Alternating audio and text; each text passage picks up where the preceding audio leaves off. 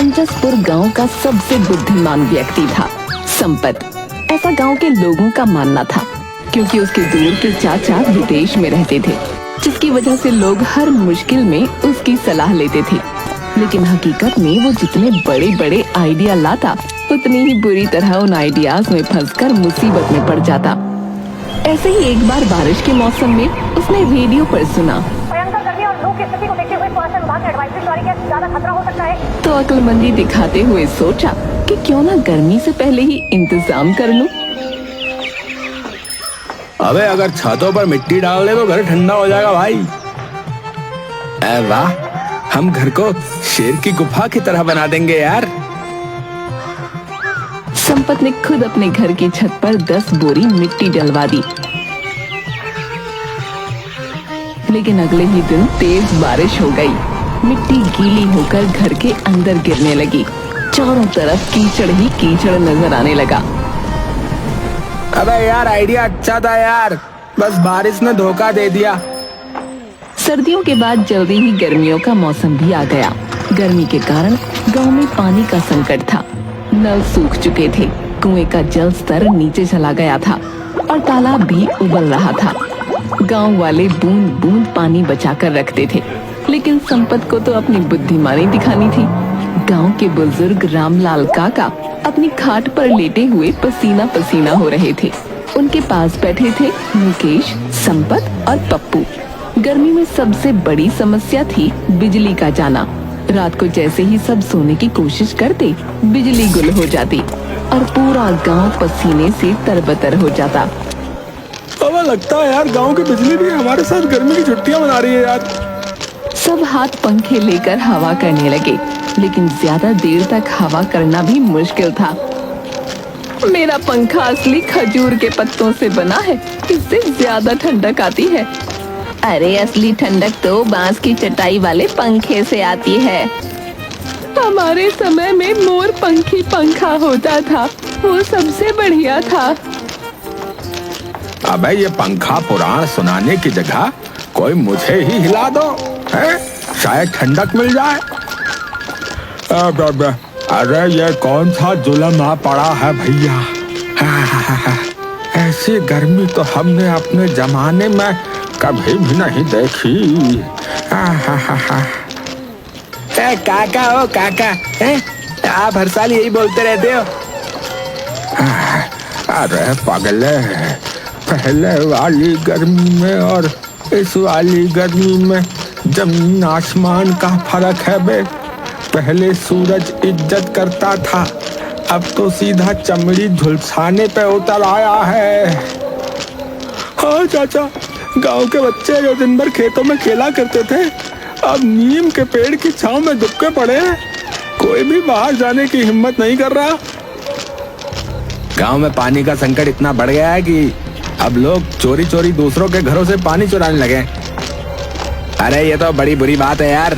वैसे मैंने भी सुना है कि कल कोई आधी रात को पड़ोसी के नल से पानी भर रहा था और कोई गुपचुप जाकर दूसरे के घड़े से लोटे लोटे पानी निकाल रहा था। इसका ना बंदोबस्त करना ही पड़ेगा, बता रहा हूँ। पड़ा पड़ा सोता ही रहेगा कि पानी की व्यवस्था करेगा, मूर्ख कहीं के। अरे माँ, तुम समझती क्यों नहीं हो? मुझ पर सारे गांव की जिम्मेदारी है, समझा करो। ठीक है, तो मैं प्यासी ही मर जाती हूँ। सुबह पानी के टैंकर से सबने पानी भर लिया, पर तू आलसी सोता रहा। अरे अगर मैं रात के अंधेरे में चोरी चोरी पानी भर लूं तो कोई पकड़ेगा ही नहीं है।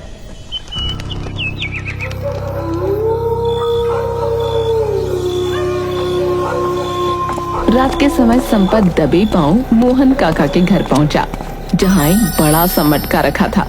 उसने धीरे से लोटा डाला ही था कि अचानक संपत का पैर फिसला और वो मटके के साथ खुद भी फिसलकर कीचड़ में गिर पड़ा। अरे कौन है रे? गांव वाले लालटेन लेकर बाहर आ गए। जैसे ही उन्होंने कीचड़ से सने संपत को देखा, उसे चोर समझकर ढूंढने लगे। अरे अरे मोरी भैया, कमर टूट गई रे। अरे ये तो अपना संपत है, तू यहाँ क्या कर रहा है रे? चाची, मैं बस देख रहा था कि आपका मटका जो है सुरक्षित तो है। अबे मटके को देख रहा था या नहाने आया था? हाय दैया, मैंने तो पानी लाने को कहा था और तू नहाने ही बैठ गया। अरे पूरे गांव की जिम्मेदारी है मेरे ऊपर। संपत के बहाने सुनकर सब हंसने लगे। आखिरकार संपत पकड़ा गया। संपत की अच्छी पूजा की गई। दूसरी तरफ कुछ ही दिनों बाद ऐसी गर्मी में गांव की बिजली भी कट हो गई। संपत ने फिर सबको समझाते हुए कहा, अरे भाइयों, मेरे चाचा विदेश में है, विदेश में सारी जिम्मेदारी मेरी है। ऐसे मौकों पर विदेशी सरकार के खिलाफ आवाज उठाते हैं। तो देर किस बात की है संपत, चलो आज ही चलते हैं। उसकी अगुवाई में सभी गांव वाले झुंड बनाकर बिजली ऑफिस पहुंचे और बिजली बाबू के खिलाफ नारे लगाने लगे। ए बिजली विभाग मुर्दाबाद मुर्दाबाद, ए बिजली विभाग मुर्दाबाद मुर्दाबाद। लेकिन संपत को जब महसूस हुआ कि नारों से कुछ नहीं होगा, तो निर्णय लिया कि बिजली दफ्तर के बाहर धरना दिया जाएगा। अगले दिन सुबह सुबह गांव की महिलाएं, बच्चे और बुजुर्ग बिजली दफ्तर के बाहर जमा हो गए। ये नारे लगाने लगे, ए बिजली विभाग मुर्दाबाद मुर्दाबाद, ए बिजली विभाग मुर्दाबाद मुर्दाबाद, ए बिजली विभाग मुर्दाबाद मुर्दाबाद। जब तक बिजली आएगी नहीं, धरना यहीं पर जारी रहेगा। बिजली चाहिए, तुरंत चाहिए। धरने पर बैठे लोगों के हाथ में अपने अपने पुराने पंखे थे, जिन्हें वो लगातार घुमा रहे थे, मगर फिर भी पसीना रुकने का नाम नहीं ले रहा था। ऐसी गर्मी तो मैंने अपने पूरे जीवन में नहीं देखी भैया। ये क्या हो रहा है भगवान? अबे भगवान को मत कोस, ये वही गर्मी है जो हर साल आती है, बस इस बार थोड़ी ज्यादा तीखी लग रही है। इस बार सूरज को लगता है किसी ने लाल मिर्च खिला दिया है। सभी ठहाका मारकर हंस पड़े। गर्मी से बचने के लिए सबने फैसला किया कि कहीं ठंडी जगह ढूंढी जाए। गांव के पुराने पीपल के पेड़ के नीचे जाने की योजना बनी। सब पीपल के पेड़ के नीचे पहुंचे और जैसे ही बैठे, तभी ऊपर से एक कौवा उड़कर मुखिया बुंदेल सिंह के सिर पर बीट कर गया। अरे ये क्या बदतमीजी है? कौवा भी जानता है कि गर्मी में दिमाग गर्म रहता है, फिर भी शरारत कर रहा है। मुखिया जी, ये तो शुभ संकेत है। कहते हैं जिस पर कौवा बीट कर दे उसकी किस्मत चमक जाती है। लो कर दी तुम पर बीट। इसका मतलब अब मुखिया बुंदेल सिंह की किस्मत खुलेगी। बिजली आएगी, भाग्य खुलेगा है भाई। सब ठहाका लगाकर हंसने लगे। लेकिन कुछ ही देर में भीषण गर्मी से धरने पर बैठे सबको ठंडे पानी की तलब लगी। गांव का कुआं सूख चुका था और तालाब में केवल कीचड़ बचा था। हैंडपंप से भी गर्म पानी निकल रहा था। अरे ये पानी है या चाय का उबलता हुआ भगोना? धरने पर बैठे आधे से ज्यादा लोग ही बेहोश होने लगे। तब संपत ने आकर घोषणा कर दी, भैया ऐसा है, गर्मी के कारण धरना जो है ना स्थगित किया जाता है, लेकिन संघर्ष जारी रहेगा, बता रहे। गांव वाले ये सुनकर संपत को कोसते हुए अपने अपने घर लौट गए। बिजली नहीं आई, लोगों को लू लग गई अलग। जब गर्मी से बेहाल गांव वालों को किसी तरह भी ठंडक नसीब नहीं हुई, तब संपत, गोलू, पप्पू और बबलू ने एक अनोखी योजना बताई।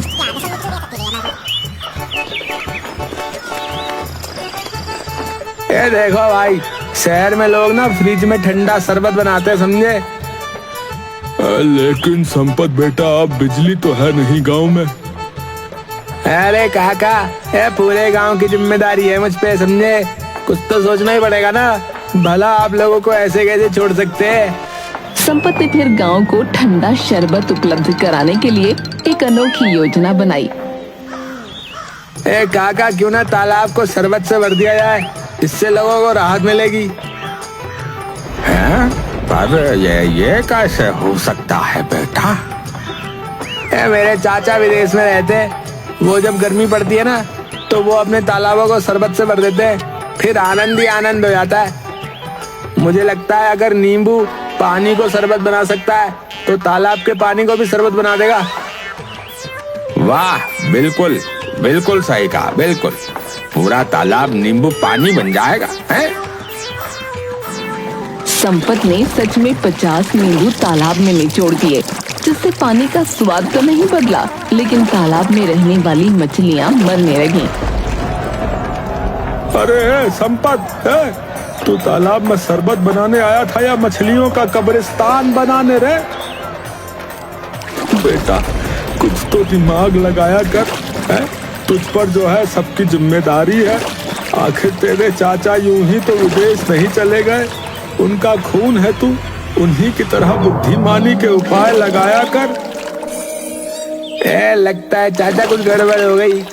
चाचा ये देसी मछलियां को समझती नहीं है, विदेशी मछलियां तो आराम से शरबत पीती हैं।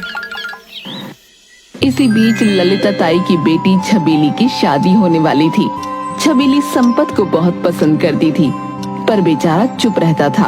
एक दिन जब गर्मी में ताई की बेटी को लड़के वाले देखने आए, तब ताई बोली, बेटा, इस गांव की जिम्मेदारी तेरी है। इस गर्मी में कल घर मेहमान आ रहे हैं और बिजली भी कटी हुई है। बेटा तू ही कुछ कर, बात छबीली के रिश्ते की है। अरे वाला, ये भी कोई कहने की बात है ताई, है? तू चिंता न कर, सब हो जाएगा। संपत ने मेहमानों की व्यवस्था गांव के मुख्यालय में कर दी और चारों तरफ मोटे पर्दे लगा दिए। बाहर चलने वाली तेज लू के कारण हॉल के गीले पर्दे हवा से ठंडे हो गए। अंदर भी हाथ से खींचने वाले पंखे लगवाए गए थे, जिनके कारण मेहमानों को कुछ परेशानी न हुई। तब लड़का बोला, बापू, मैं तो कहूँ कि कुछ दिन यहीं रुक जाते हैं, ठंडी ठंडी हवा में कम से कम सोने को मिल रहा है, वरना ये ठाट अपने गांव में कहाँ है। ललिता बहन, आपने तो मेरे बेटे की इतनी सेवा कर दी है कि अभी तो वो इस गांव में 1-2 दिन और रहना चाहता है। तो फिर आप 1 दिन की और व्यवस्था कर दीजिए, हम 2 दिन में चले जाएंगे हैं।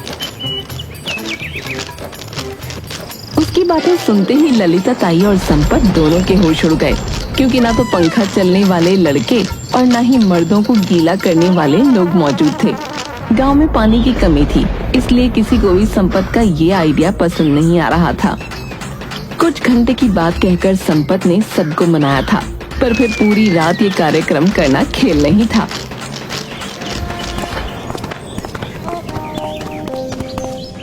अरे बेटा संपत, अब क्या होगा?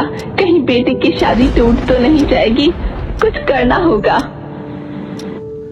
अरे ललिता बहन, ये भी तो सोचो, एक तो गांव वालों ने बेटे की शादी के नाम पर अपने घर से थोड़ा थोड़ा पानी दिया था ताकि कुछ घंटे गुजर जाएं। अब पूरी रात के लिए भला वो पानी कहाँ से देंगे? हे राम, फिर तो ये रिश्ता टूटा ही समझो। अरे ललिता, बगल में लड़का और शहर में ढिंडोरा वाली बात क्यों करती हो? अरे अपने संपत में क्या कमी है? छबीली की शादी संपत से क्यों नहीं कर देती? अरे रामू जी, मैं तो ये सोच रही थी कि ये बहुत बढ़िया रहेगा। अब तो संपत ही मेरी नैया पार लगाएगा। तब तक लड़के वाले जाकर ललिता ताई से कहते हैं, अरे बहन जी, ये कमरा आज कैसा बन गया? कुछ देर पहले तो यहाँ जन्नत थी, अब ये तंदूर नजर आ रहा है।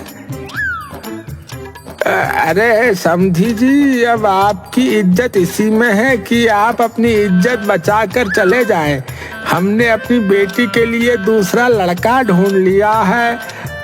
हमें आपके घर अपनी बेटी नहीं भेजनी। अब तो यहाँ से आप 9-2-11 ही हो जाइए। लड़के को रामू काका की बात सुनकर बड़ा गुस्सा आया, वहाँ से चला गया।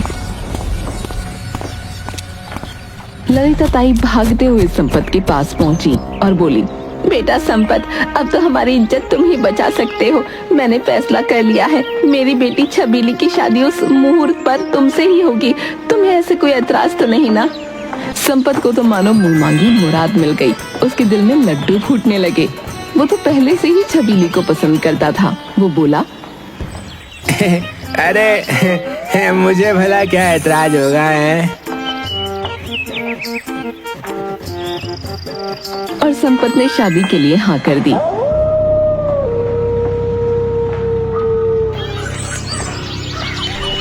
और शादी वाले दिन बारात निकलने से पहले संपत के चाचा ने माथे से पसीना पोंछते हुए गरजते हुए कहा, बारात नहीं निकलेगी, हाँ नहीं निकलेगी। रेडियो में आज दोपहर में 45 डिग्री तापमान का ऐलान हुआ है। ऐसे में निकले तो बारात में हम लोग नहीं बल्कि भुने मुर्गे पहुंचेंगे, बता रहे हैं। हाँ। पूरे गांव में हड़कंप मच गया। दूल्हा संपत चौंक गया। अरे ये क्या कह रहे हो चाचा, बारात काहे को नहीं निकलेगी? बेटा, हम बारात निकालेंगे तो वापस घर आने के लायक नहीं रहेंगे। इतने गर्म तंदूर में आदमी पक जाता है। बारात तो बारबेक्यू बन जाएगी बेटा। अरे बेटा देख जरा, अभी से इतना पसीना बह रहा है, पहुँचते पहुँचते तो तेरा सेहरा भीग कर लटक जाएगा। गर्मी से राहत पाने के लिए संपत के दोस्त बबलू ने एक अनोखा उपाय सोचा। उसने एक बड़ा मिट्टी का घड़ा लिया, उसमें बर्फ डालकर एक पुराने पंखे के सामने रख दिया। हेलो चाचा, आप ठंडे हो जाओ, अब ये बना हमारा देसी कूलर, अब बारात ले चलो ना। कुछ देर राहत मिली पर नतीजा वही टाई टाई फिर। हलवाई अलग परेशान हो रहे थे। गर्मी की वजह से रसगुल्ले रस में बदल रहे थे और गुलाब जामुन सूख कर काले पड़ रहे थे। मैं तो जाऊंगा, छबीली मेरा इंतजार करती होगी। बापू बारात कैसे निकलेगी बता रहे हूँ। अरे घन चक्कर ज्यादा आशिक मत बन। हाँ, छबीली अब तक धूप में कबीली बन चुकी होगी। बे आया बड़ा कहीं का। मुझे ही कुछ करना पड़ेगा। हाँ, तू ही बोलता है ना कि सारे गांव की जिम्मेदारी तेरी रहती है, तो इस शादी की भी जिम्मेदारी तेरी ही हुई, समझा? अब बता क्या करें? बुरा मत माना चाचा, तो एक बात कहूँ, अगर घोड़ी को गीले कपड़े से ढक दे तो शायद वो गर्मी बर्दाश्त कर ले। संपत की बात सबको ठीक लगी। संपत को घोड़ी पर बैठाकर जैसे ही घोड़ी पर पानी डाला गया, गर्मी में परेशान पानी से भीगी घोड़ी बिदक गई और सीधा भाग निकली। कुछ ही दूर पर दूल्हा संपत भी पड़ा नजर आ रहा था और चाचा जी भी घोड़ी को पकड़ने के चक्कर में खुद अपनी धोती को फंसाकर चारों खाने चित्त हो गए। किसी तरह उन्हें घर लाया गया और उस दिन उन्हीं की बात होती रही। अगले दिन सभी औरतें बातें करने लगी। अरे यहाँ जो कुछ हुआ सो हुआ। बहनों सुना है गांव में पानी की इतनी किल्लत हो गई है कि लोगों को घंटों लाइन में लगना पड़ता है। लेकिन कुछ लोगों ने नया तरीका निकाल लिया, वे नल के पास ही चटाई बिछाकर बैठने लगे हैं। अरे तो फिर हमें देर नहीं करनी चाहिए। फुलवा चाची, ललिता ताई और संपत की अम्मा ने नल के पास अपनी अपनी जगह पक्की कर ली। सुबह से शाम तक वहीं बैठकर वे नल पर आने वाले हर इंसान की खबर लेती।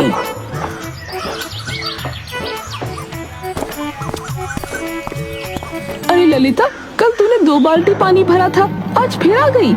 अरे चाची क्या करूं, पसीने से ज्यादा ही नहा रही हूँ। गोलू और पप्पू ने सोचा कि वे भी अपनी बारी जल्दी लेंगे। उन्होंने वहां आकर अपना तौलिया डाल दिया ताकि लगे कि उनकी जगह पक्की है। लेकिन जब वो 2 घंटे बाद लौटे तो उनका तौलिया गायब था और उसकी जगह रामलाल काका की लुंगी टंगी थी। अरे ये हमारी जगह थी। अबे पानी की लाइन में पहले आओ और पहले पाँव चलता है, समझे? इसी तरह गर्मी के कहर को सहते हुए गांव वालों ने अचानक एक दिन देखा कि आसमान काले काले बादलों से भर गया है। जोरदार बरसात होने वाली है, जिसके साथ ही सभी गांव वाले अपने हर दुख सुख को भूलकर नहाने लगे। बरसात का मौसम शुरू हो गया था।